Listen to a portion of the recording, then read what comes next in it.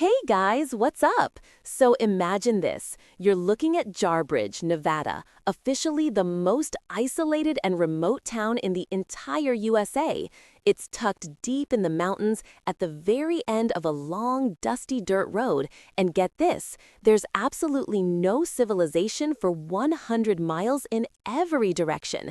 No school, no hospital, no grocery store. And yet, the 16 year-round residents, they're not just surviving, they're thriving. Now, for me, someone who's lived in massive cities like New York and Los Angeles, where you're surrounded by millions of people and everything you could possibly need is literally at your fingertips, it's wild. Even with all that hustle and bustle, I often feel like building a real community is super tough. And honestly, those big cities can feel pretty lonely sometimes.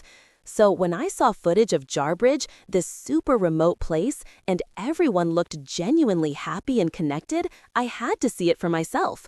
Could I ever imagine living somewhere like that? So my friend Marco and I packed up for what became an epic 16-hour road trip from Los Angeles through Nevada, up into Idaho, and then looping back down into Jarbridge. The closer we got, the more intense and mysterious it felt. Picture this, it's May, and suddenly we're driving through a full-on snowstorm in the canyon. We saw bullet-riddled signs and felt like we'd literally warped into another dimension.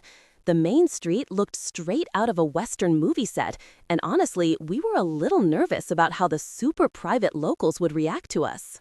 We pulled up to the Red Dog Saloon, our point of contact, and essentially the town's central hub. Inside, we were instantly welcomed by two fellow travelers, Mike and Kevin, and Gus, the town's oldest local.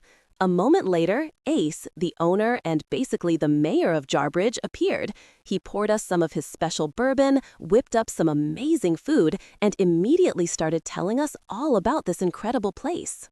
We learned so much. For starters, there's no Wi-Fi or cell service here.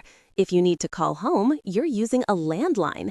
Gus even showed us the custom dime rings he makes, and Ace told us about how he grew up here, even attending the old one-room schoolhouse that closed when it ran out of kids in 2002. We got to explore the town, from the remote post office run by Lucy, whose family has been there for generations, to Sam Davis's unique glassblowing shop. Sam, who used to work for Oracle, got burned out on the corporate life and moved here to live a more fulfilling, creative life with his partner Ryan. What really blew our minds was the sense of community. Everyone knows everyone, they help each other out with anything, fixing electrical outlets, replacing light switches. Ace said it best, a bad day working in Jarbridge is better than a good day living in the city. People here don't take anything for granted because they can't just run to the store.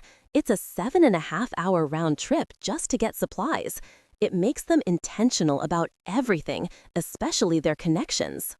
So while we won't be moving to Jarbridge anytime soon, even though Marco had to leave a piece of his heart there, we're definitely bringing that small-town spirit back with us. That welcoming vibe, the way people genuinely look out for each other, and being truly present in every connection, that's something we all need a little more of, no matter where we live. It was hard to say goodbye, but we're leaving with a powerful lesson on what real community and connection truly look like. Thanks for coming along on this epic adventure, guys. Peace out.